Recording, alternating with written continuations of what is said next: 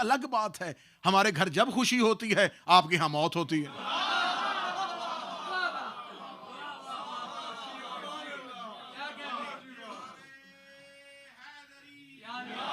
یہ الگ بات ہے, یہ علیحدہ موضوع ہے کہ یہ طریقے مل گئی ہیں کہ ادھر ہمارے ہاں خوشی آئی, ادھر ڈیتھ ہو گئی. اب یہ نہیں پتا کہ ہماری خوشی کی وجہ سے ڈیتھ ہوئی ہے. اور 22 رجب کو صرف ایک نہیں مرا تھا, کئی مر رہے ہیں. ابھی پاکستان میں شور ہے سوشل میڈیا پہ, کیوں سوشل میڈیا پہ زیادہ بہتان آتے ہیں, سوشل میڈیا پہ زیادہ آتے ہیں. سوشل میڈیا پہ بڑا شور چل رہا ہے ان دنوں میں کہ ہم 22 رجب کو ہم ابھی پینا فلیکس لگیں گے, ابھی پنجاب کی سڑکوں پہ, کراچی کی سڑکوں پہ لگے گا.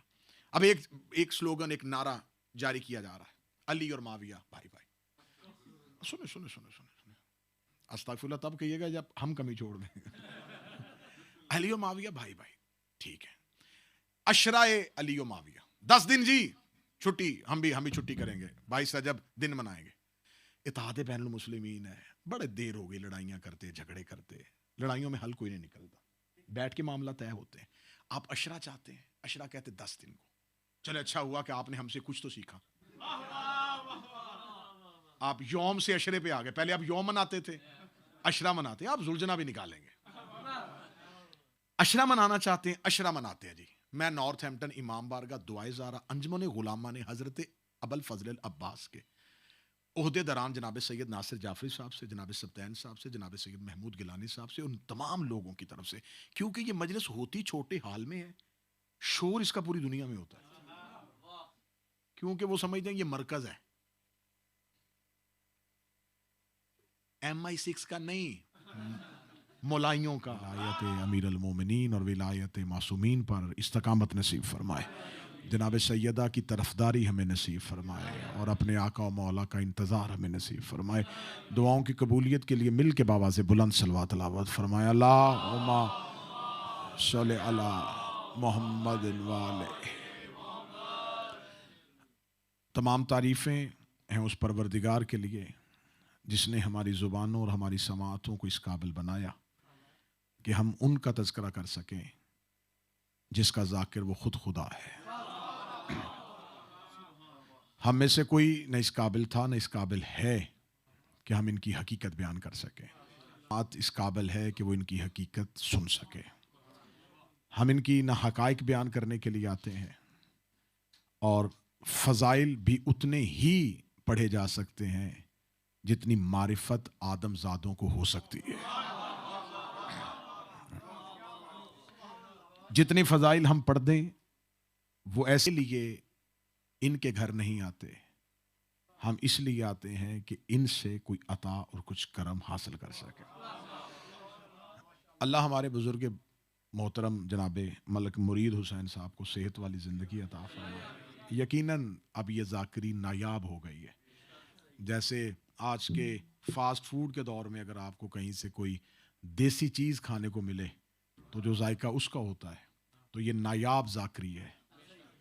یہ وہ ذاکری ہے جس کے اندر کوئی بھی ذاتی ہاتھ اور ذاتی سلام کی مدحت میں انہی کے کرم سے لکھے جاتے ہیں. اور یہ لوگ اب نایاب ہو گئے ہیں جو بزرگان منبر پہ موجود ہیں, مالک ان کا سایہ سلامت رکھے. میں نے آپ کے سامنے اللہ کے قرآن سے سورہ مبارکہ الاعراف سے ایک آیہ کریمہ تلاوت کی ہے جس میں خداوند متعال خود کہہ رہا ہے وَلِلَّهِ الْأَسْمَاءُ الْحُسْنَى, اور اللہ ہی کے ہیں وہ اسماء حسنہ. فَادْعُوهُ بِهَا, تم مجھے بلاؤ ان ناموں کے ساتھ. متوجہ رہیے گا, اللہ خود کہہ رہا ہے کہ میرے اللہ کے کچھ اسماء ہیں, اور وہ ذاتی اسماء ہیں, وہ ایسے اسماء ہیں کہ وہ حسنہ ہیں. مجھے بلاؤ انہی اسماء کے ساتھ. میرے مالک تو ذات ہے اور تیرا لفظ اللہ بھی اسم ہے. تو نے اس آیت میں کہا ہے کہ اللہ کے اسماء ہے, تو اللہ تو خود اسم ہے. میرے جتنا بھی یہ جتنے نوجوان بیٹھے ہیں, لفظ اللہ جو ہے وہ اسم ذات ہے, اس کی ذات کا نام ہے. باقی جتنے بھی ہیں وہ اس کی صفات ہیں. وہ صفتیں ہیں, جب وہ ظاہر ہوتی ہیں تو اس کی صفات ظاہر ہوتی ہیں. جس کے لیے میں آسان کرتا ہوں بچوں کے لیے، سورج اس میں ذات ہے، روشنی اس کی صفت ہے، آئینہ اس کا مظہر ہے، اور ذات پہچانی نہیں جاتی جب تک صفت ظاہر نہ ہو۔ آصف میرا اسم ہے، خطابت میری صفت ہے۔ ایک آصف اس میں ذات ہے، خطابت میری صفت ہے۔ اب ذات آ کے ممبر پہ بیٹھ جائے اور تقریر نہ کرے تو صفت ظاہر ہی نہیں ہوگی۔ تب پتا چلے گا کہ میں کیسا خطیب ہوں جب میں ممبر پہ بیٹھ کر خطابت کروں گا۔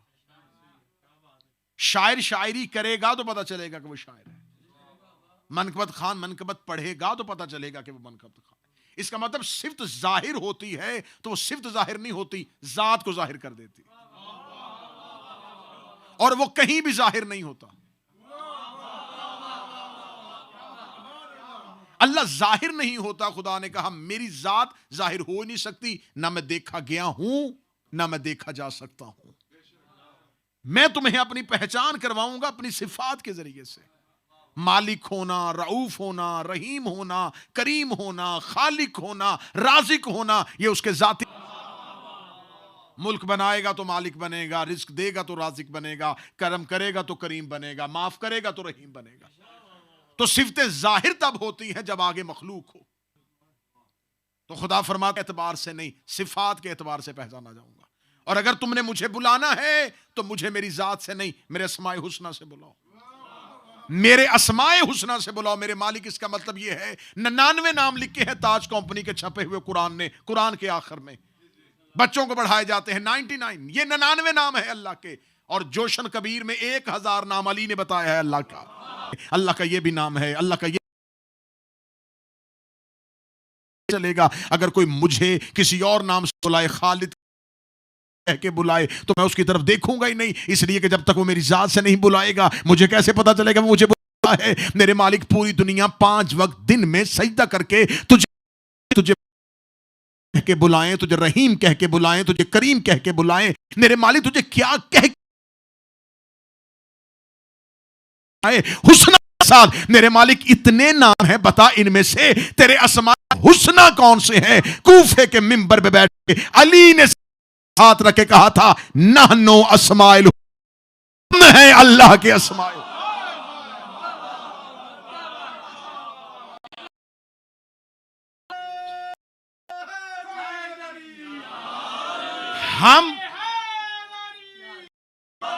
ہم اللہ کے،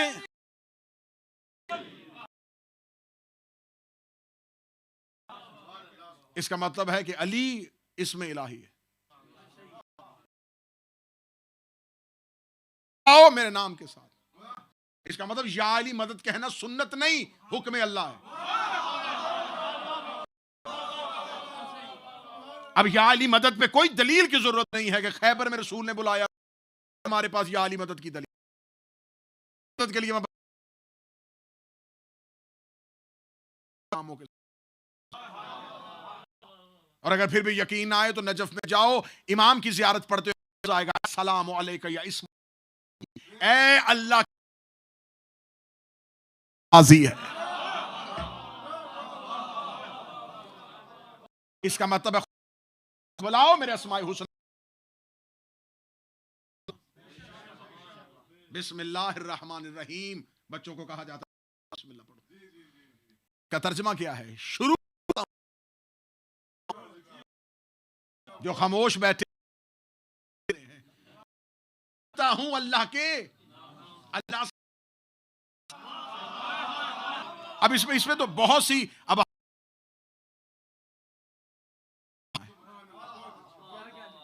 اگر اس کو توڑ بھی تو اسم، نام اللہ، رحمان، صفت، رحیم، پیچھے صرف بے بچتی ہے۔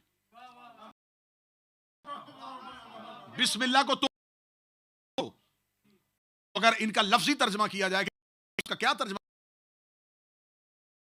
نام، ترجمہ اسم کا مطلب اللہ، ذات، رحیم، صفت، پیچھے صرف بے بچتی ہے، با۔ اس با کو کچھ کہتے ہیں ابتدا، کچھ کہتے ہیں استعانت، مدد، مدد اللہ کے اسم سے۔ اللہ کے اسم سے، یا شروع ہو یا ابتدا ہو، ہے اللہ سے نہیں،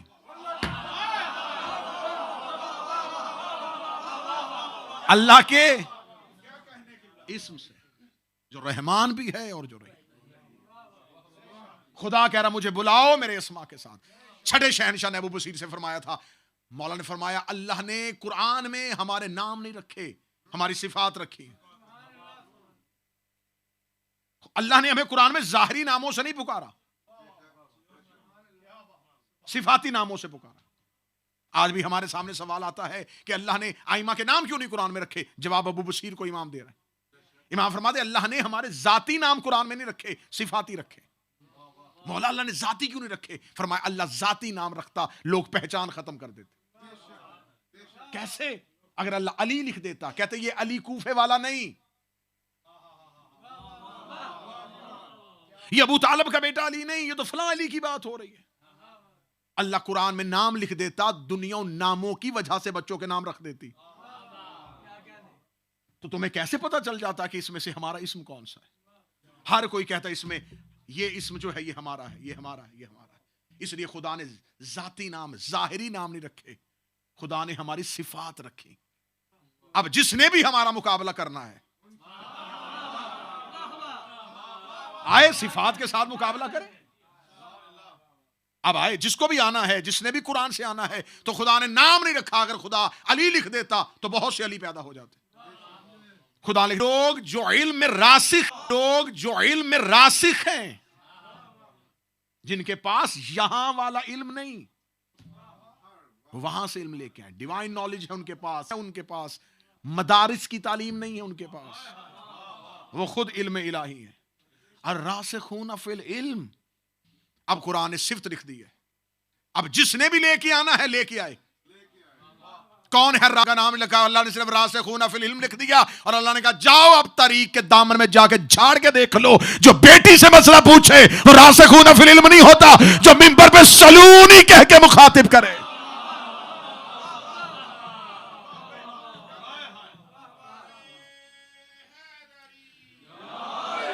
اب راسخون فی العلم لکھ دیا، اب کوئی جو پوچھے گا وہ راسخون، خدا نے لکھ دیا کونوا مع صادقین، ہو جاؤ صادقین کے ساتھ۔ اب آؤ جس نے بھی مقابلہ علی کا کرنا ہے، کوئی صادق ہے تو لے کے آؤ۔ ہم نے کبھی بھی آل محمد کے مقابلے پہ آنے والوں کے ساتھ آل محمد کا توازن نہیں کیا۔ یہ لوگوں کی بہت بڑی غلط فہمی ہے کہ شاید ہم اپنے آئمہ کا تقابل کرتے ہیں، ان کے پاس یہ ہے اور ان کے پاس یہ نہیں، ان کے پاس یہ۔ آج کا یہ پروگرام، آج کا یہ محفل، آج کا یہ اہتمام کیوں ہے؟ نیاز حضرت امام صادق پہ۔ لوگ ایسے ہی شور کر رہے ہیں، یہ شیعہ خوشی منا رہے ہیں کسی کے مرنے کی۔ ہمیں ان کی ولادت کا ہی نہیں پتا، وہ پیدا کب ہوئے تھے۔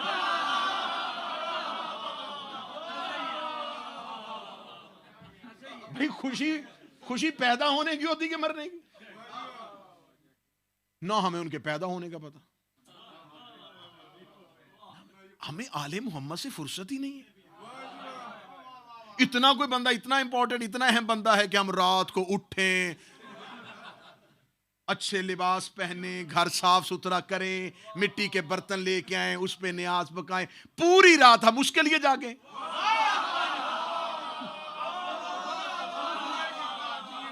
تو یہ آپ کو کس نے کہہ دیا کہ ہم کسی کے مرنے کی خوشی مناتے ہیں؟ ہمیں کسی کا پتہ ہی نہیں ہے۔ کیا آپ شہرا فاق جملہ قبلہ ضمیر اختر نقوی صاحب کا، بھائی ہمیں فرصت ہی نہیں ہے، ہمیں پتہ ہی نہیں ہے۔ ہمیں نہیں جی کسی کے مرنے کی خوشی مناتے، یہ الگ بات ہے۔ ہمارے گھر جب خوشی ہوتی ہے، آپ کے ہاں موت ہوتی ہے۔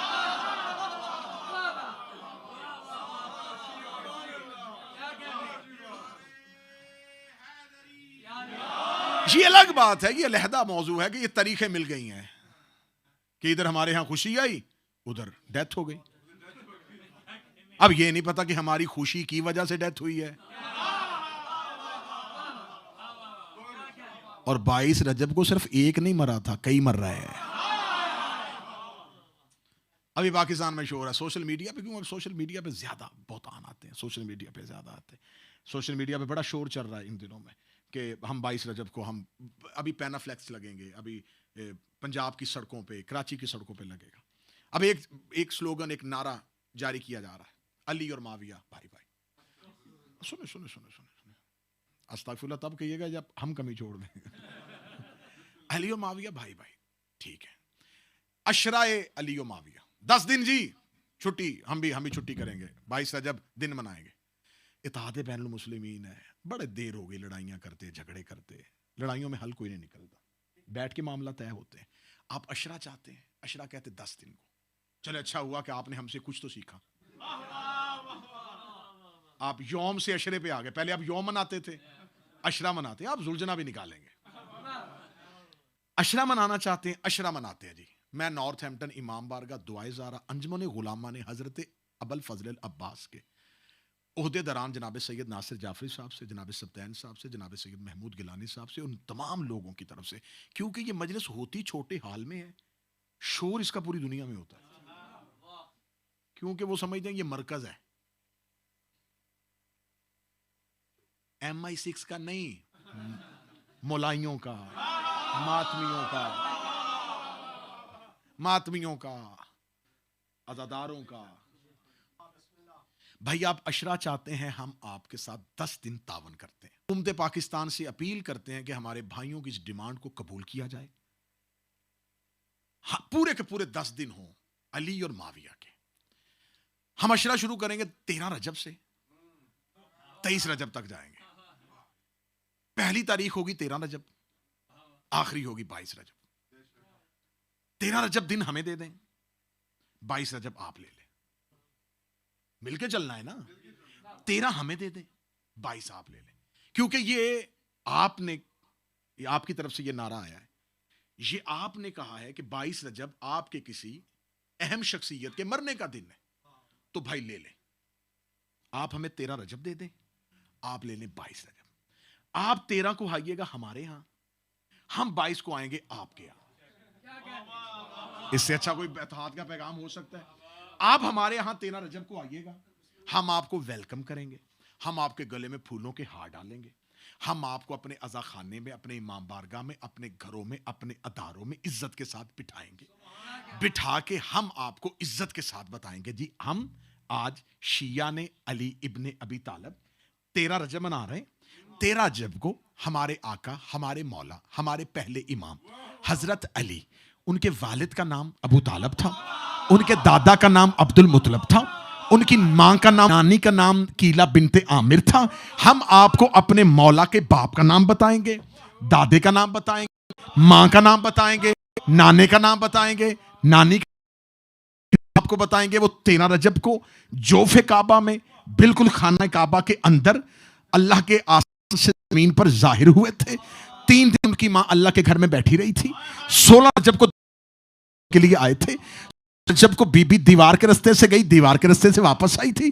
16 رجب کو رسول کو ہاتھوں پہ اٹھایا تھا، مولا علی نے رسول کی زبان چوسی تھی، رسول علی کو لے کے اپنے گھر آ گئے تھے، رسول کی گود میں تربیت پائی تھی، رسول کے ساتھ ساتھ مولا علی رہے تھے، کے رسول مدد کیا کرتے تھے، دعوت شیرہ میں تائید کی تھی، کی رات نبی کے بستر پہ سو گئے تھے، پھر نبی کی امانتیں واپس کی تھی، بدر انہوں نے فتح کی تھی، احد کے فاتح وہ تھے، خیبر کا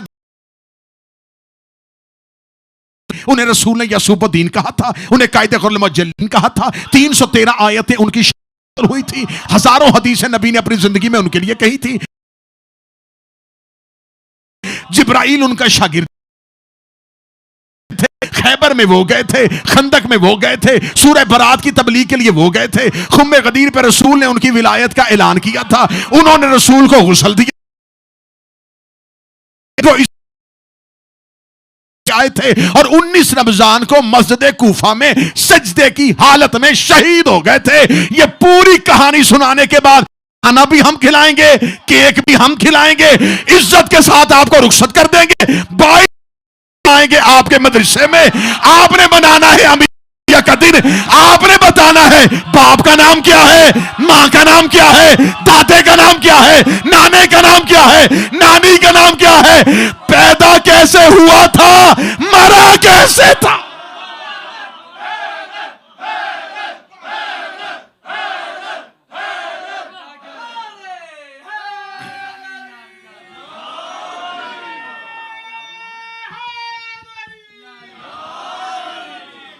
مولا حسین ہم اپنے آپ کو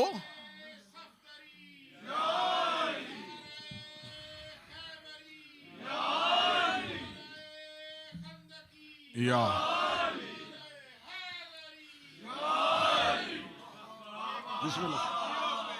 ہم آپ کو اپنے رہبر کی بایوگرافی بتائیں گے. آپ اپنے کی بتائیں. ظفر بھائی اچھا تجربہ بھائی آپ یہ کر کے دیکھ لیں. ہم آپ کو اپنے آئمہ کا بتاتے ہیں, آپ ہمیں بتائیں. لیکن آپ نے پھر یہ بتانا ہے تاریخ ولادت, جائے ولادت, پیدا کس کے گھر ہوئے تھے, ماں کون تھی, دادا کون تھا, دادی کون تھی, نانا کون تھا, نانی کون تھی, کتنی مدت کے بعد مسلمان ہوئے تھے.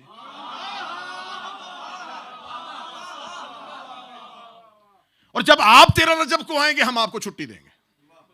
آپ اٹھ کے کھڑے ہو کے بار بار سوال کیجئے گا, ہم آپ کو جواب دیں گے. 22 رجب کو چند سوال ہم کر لیں گے. آپ نے کہا وہ شخصیت کاتب وحی ہے. فتح مکہ ہوا 8 ہجری میں. فتح مکہ کے بعد وہ مسلمان ہوئے. فتح مکہ کے بعد مسلمان ہوئے 11 ہجری میں نبی دنیا چھوڑ گئے. وحی آئی کتنی تھی؟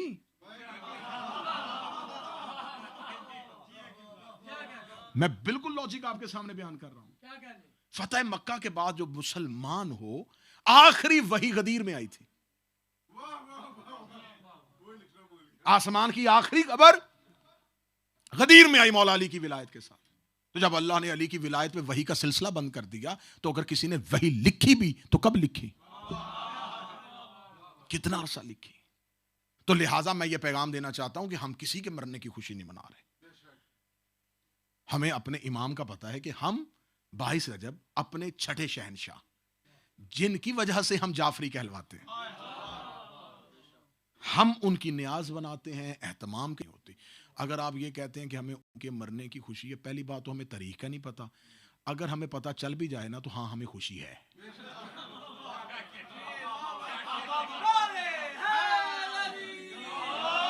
کیوں منافقت کروں؟ نہیں ہمیں اگر پتا چل جائے ہمیں بڑے صدمے. بالکل صدمہ نہیں ہے ہمیں. انہوں نے اہل بیت کے ساتھ کوئی اچھا سلوک نہیں کیا تھا, وہ ہمارے آئمہ کے ساتھ دشمنی کرتا ہوا گیا. ہمیں اس کی کوئی بھی نہ اس کے آنے کی اور نہ اس کے جانے کی, نہ آنے کی خوشی نہ جانے کی خوشی, نہ آنے کا غم نہ جانے کا غم. چھٹے شہنشاہ اگر تم نے مقابلہ کرنا ہے تو جیسے الراسخون فی العلم ہے لاؤ, کونوا مع صادقین ہے لاؤ. دیکھیں میں اپنے نوجوان بچوں کو بتاؤں کہ خلیفہ نے اپنے دربار میں اس نے کہا کہ امام جعفر صادق کی فقہ تو پھیلتی چلی جا رہی ہے. اس نے نعمان ابن ثابت کو بلایا. نعمان ابن ثابت کون؟ جو میرے اہل سنت کے امام ہیں, ابو حنیفہ. 2 سال امام کی درسگاہ میں بیٹھے ہیں. انہیں بلایا کہ امام کے ساتھ مناظرہ کرو. میں پورا لمبا مناظرہ نہیں پڑھتا, وقت زیادہ ہو جائے گا. امام کی بارگاہ میں بلایا کیونکہ چھٹے شہنشاہ کے نام کے ساتھ منسوب نیاز ہے, تو بچوں کو پتا ہونا چاہیے کہ ہمارا امام کس طاقت کا مالک تھا. امام کی بارگاہ میں بلایا. کوئی کسی کے درس میں آنکھ بہاتا ہے نا تو اسے کوئی نہیں پتا چلتا کہ کون پی رہا ہے. چشمہ جب پانی بہائے جانور پی لے یا انسان وضو کر لے. اب کوئی کل کو کہے گے وہ دیکھیں جی اس جانور نے اس چشمے سے فیض لیا ہے, تو جانور کا فیض اور ہے, مؤذن کا وضو اور ہے. امام کا چشمہ علم جب چل رہا تھا تو بہت سے لوگ فیض حاصل کر رہے تھے. اس میں صرف یہ نہیں تھا کہ مسلمان ہی تھے, غیر مسلم بہت سے تھے. تو اس نے ابو حنیفہ نعمان ابن ثابت کو بلایا اور اس نے کہا کہ امام سے سوال کرو. خلیفہ نے امام سے کہا کہ یہ آپ کا شاگرد ہے.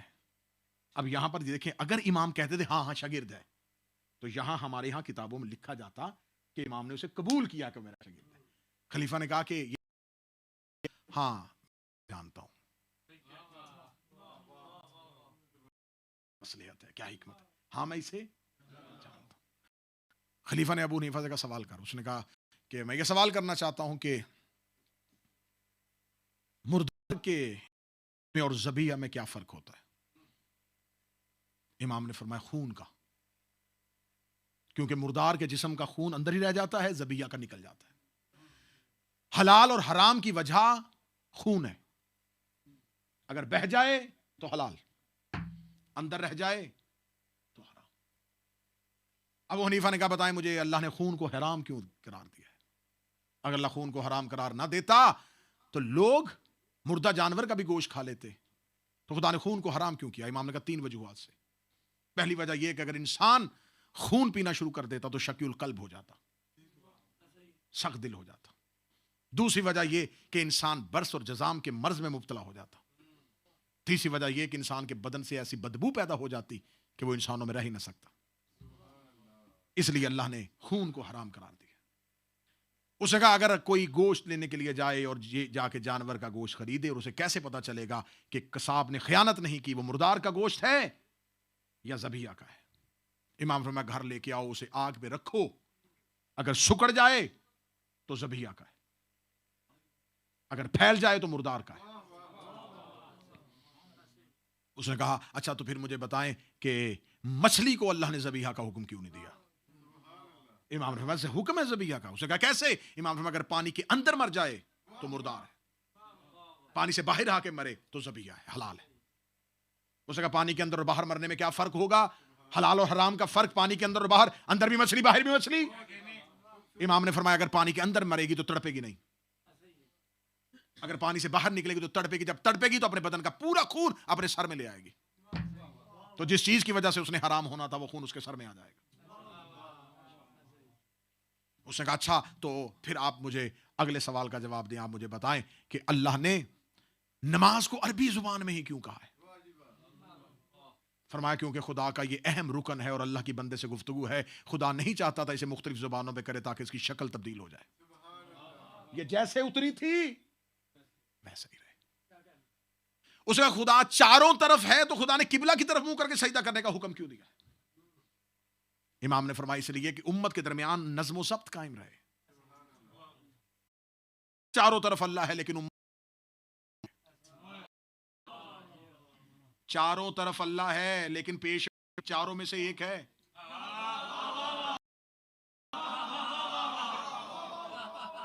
ایک سمت، ایک ڈائریکٹ امت کا اتحاد ضبط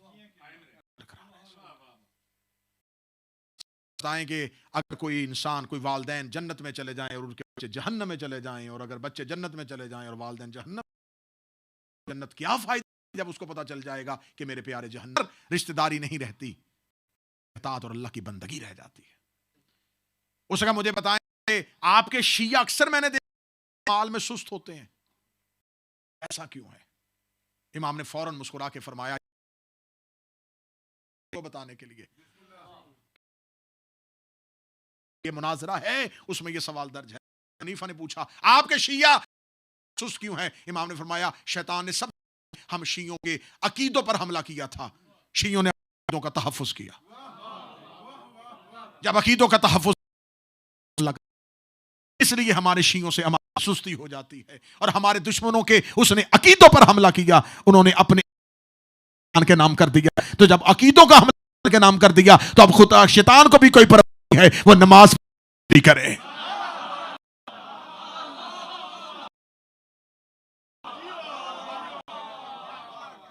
یہ جواب نام ہے، ہمارے عقیدوں پر حملہ کیا، شیعوں نے عقیدوں کا تحفظ کر لیا۔ جب عقیدے بات اعمال مادی چیز ہے یا روحانی چیز ہے؟ اگر یہ ہے تو اللہ نے یہ کیوں کہا ہے تلتی ہماری ولایت کے بغیر اللہ کسی بھی عمل تو لے گا ہماری ولایت کے ساتھ، ہماری ولایت ہوئی تو کسی بھی عمل تل ہی نہیں سکتا جب تک میزان ولایت میں نہیں ہے۔ تو میں بڑی جلدی ختم کر رہا ہوں۔ 4 سوال ہوا اور امام نے فوراً جواب دیا۔ 40 سوال سننے کے بعد میں اٹھ کے کھڑا ہو کر کہا مجھے نہیں پتا مجھے کس غرض سے بلایا، مجھے نہیں پتا حاکم کو، لیکن میں کے جا رہا ہوں کہ اللہ کے آسمان اور زمین پر اس سے زیادہ بڑا عالم ہے ہی کوئی نہیں۔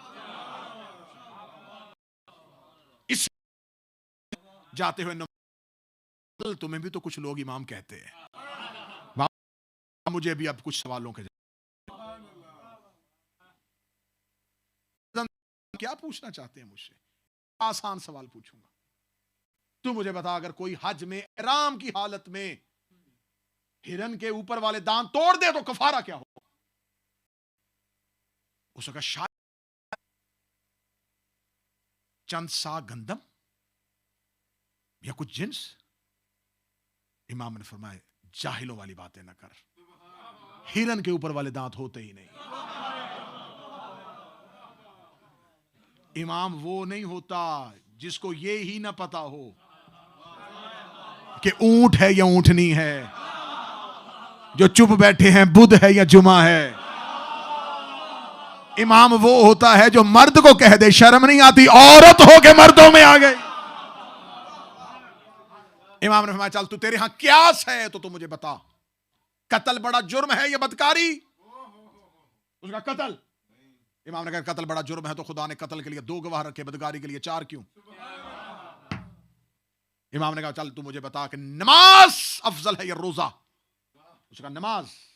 امام نے فرمایا مخصوص دنوں میں عورت جب روزے کی کسر کرتی ہے، قضا کو روزہ اسے رکھنے پڑتے ہیں، قضا نمازیں نہیں پڑتی۔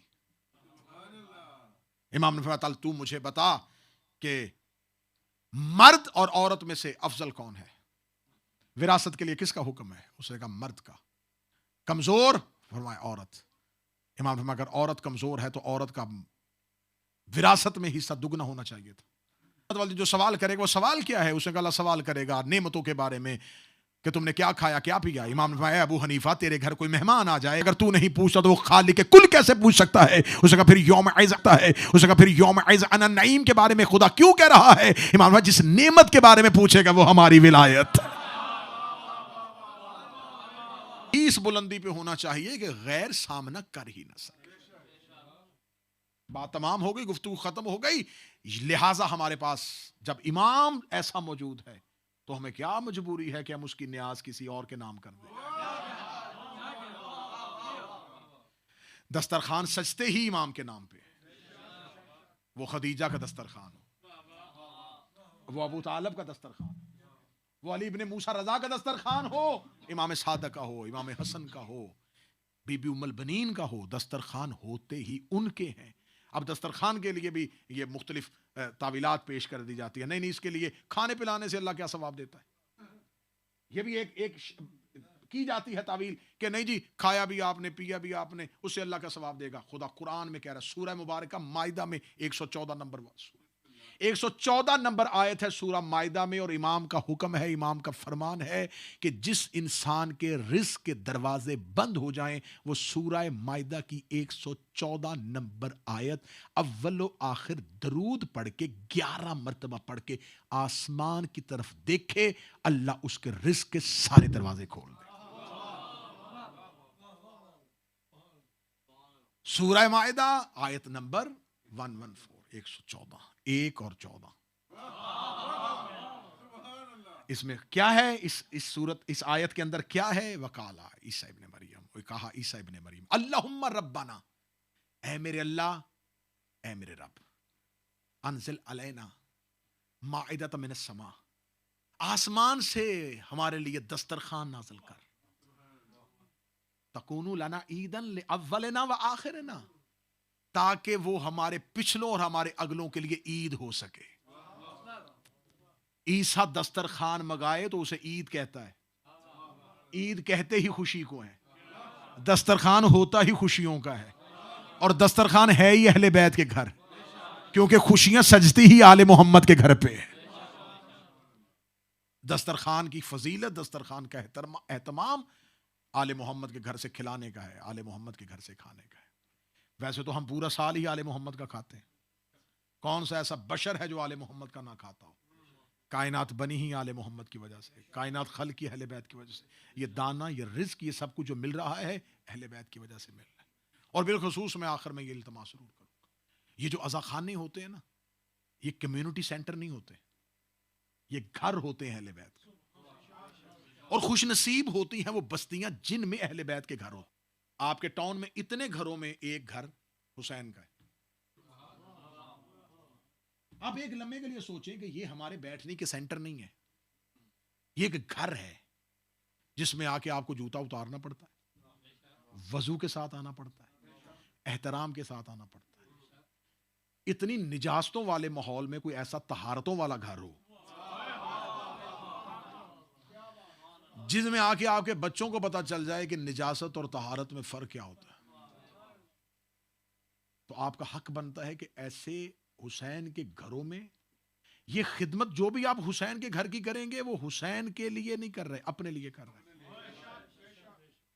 چلے میں ایک پیغام دے دیتا ہوں, ایک میسج آپ تک کنوے کر دیتا ہوں.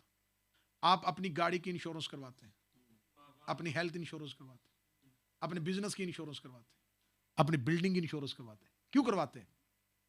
کس وجہ سے کرواتے ہیں؟ ہوا کچھ بھی نہیں, لیکن خطرہ ہے اگر ایسا ہو جائے. ایسا ہے کہ نہیں؟ اگر ایسا ہو جائے, اگر خدا نہ کرے میری گاڑی کا ایکسیڈنٹ ہو جائے تو کچھ ایسی رقم ہونی چاہیے جہاں سے میری انشورنس کور ہو جائے. میں بیمار ہو جاؤں, انشورنس کور ہو جائے. گھر کو خدا نہ خواستہ کچھ مسئلہ بن جائے, انشورنس کور ہو جائے. اس کا مطلب پیسہ دیا آپ نے تھا لیکن ایک خطرے کی وجہ سے. اگر ایسا ہو جائے, جہاں خدشہ ہو وہاں دے سکتے ہو, اور جہاں آ کے عقیدوں کی انشورنس ہے.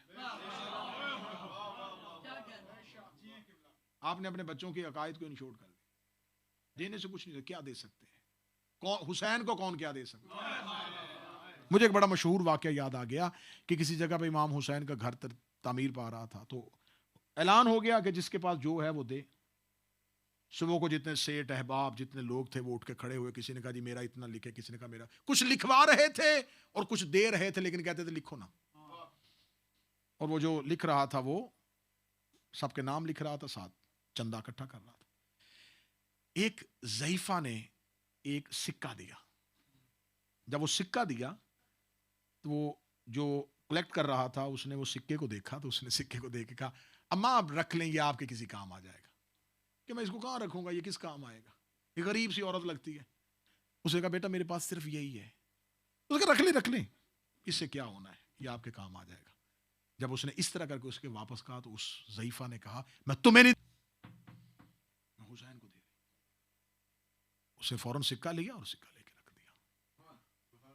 رات خواب میں حسین آئے, فرمایا میرے شیعوں سے جو میرے نام پہ اموال اکٹھے کیے ہیں وہ کہاں ہیں؟ مولا یہ سب ہے. مولا پورا شہر امڑ آیا تھا. مولا وہ جو تاجر ہے اس نے بہت زیادہ دیا. مولا اس نے بہت زیادہ دیا. مولا کا وہ ضعیفہ کا سکہ کہاں ہے؟ مجھے یہ نہیں چاہیے کہ کس کا ڈھیر کتنا زیادہ ہے, مجھے یہ دیکھنا ہے خلوص کس کا ہے.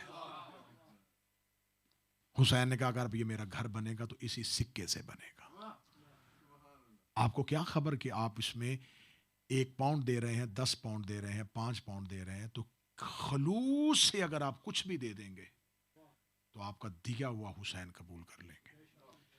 لہٰذا انتظامیہ کی طرف سے اور میری جانب سے یہ استدعا ہے کہ جو احباب اپنا سٹینڈنگ آرڈر نہیں لگوا سکے وہ مہربانی فرمائیے گا. ضرور آج آپ مولا کے گھر میں آئے ہیں, نیاز کے اہتمام میں آئے ہیں, اپنے عقائد کی تصحیح, اپنے بچوں کے عقائد کا تحفظ اور اپنے دنیا اور آخرت کے انشورنس کے لیے اگر آپ آتے ہیں تو آپ ضرور امام حسین علیہ السلام کے رستے میں یہ مال خرچ کیا کریں, اور یہ یقین کیجئے کہ جو حسین کو دیتا ہے, حسین بڑا کریم ہے. وہ اتنا کریم ہے اس نے خدا کا قرضہ نہیں رکھا. وہ ہمارا رکھ لے گا یا ہمارے مال سے اس کا کچھ بن جائے گا, یہ ہم نے دینا. ایک دفعہ آپ آزما کے دیکھیں, آپ حسین کے نام پہ دینا شروع کریں اور دیکھیں حسین بدلے میں کیا کیا دے رہا ہے. تجارت کرو تو حسین کے ساتھ, بزنس کرو تو حسین کے ساتھ, حسین کو دو اور پھر اپنی نسلوں کے لیے حسین سے لے لو. میرا مالک آپ کے گھروں کو آباد رکھے, آپ کے رزق میں برکت عطا فرمائے, آپ کی صحت میں برکت عطا فرمائے, آپ کی عزتوں میں اضافہ فرمائے. میری مائیں بہنیں بیٹیاں جو محفل میں شریک ہے, مالک ان کے نصیب اچھے فرمائے. میرا مالک ان کے پیکے گھر, ان کے آبائی گھر, ان کے اپنے گھر سلامت فرمائے. جن کی بیٹیاں اپنے گھروں میں ہیں مالک ان کے نصیب نیک فرمائے. جو بے اولاد ہیں انہیں اولاد عطا فرمائے, جو بے روزگار ہیں انہیں روزگار عطا فرمائے, جو پریشان حال ہیں ان کی پریشانیوں کو دور فرمائے, جو تکلیف ہے ان کی تکلیفوں کو دور فرمائے, جن کی بیماری کی عزت کا واسطہ اس بیماری کو ابھی ہمیشہ کے لیے ختم فرما. میرے مالک ہمارے وہ گناہ, ہماری وہ غلطیاں جس کی وجہ سے آل محمد ہمیں دور کر رہے ہیں, ہماری وہ معاف فرما. اور ہمارے وہ نیکیاں جو جن کی وجہ سے ہم آل محمد کے قریب ہو رہے ہیں ان میں اضافہ فرما. ہمیں عزاداری امام حسین علیہ السلام پہ استقامت نصیب فرما. اس بارگاہ کو, اس ادارے کو تظہور امام زمان قائم و دائم فرما. میرے مالک ہمیں بہتر سے بہتر طریقے سے امام حسین کے مشن میں اپنا دام در میں سخن حصہ ڈالنے کی توفیق عطا فرما. جناب ملک مرید حسین صاحب, ذل رضا صاحب, یہ جو پڑھنے والے, ببر عباس, ساجد کاظمی صاحب, یہ جتنے احباب جو ممبر پہ آ کے نوکریاں دیتے ہیں, میرے مالک ان کے لحن میں, زبان میں, علم میں, قلم میں مزید ترقی عطا فرما. میرے مالک واسطہ محمد و آل محمد کی عزت کا ہمارے وارث کے ظہور میں تعجیل فرما. ہمیں امام کے لشکر حق میں شامل ہونے کی توفیق عطا فرما. ربنا تقبل منا انک انت السمیع العلیم. آمین یا رب العالمین. اللہم صل علی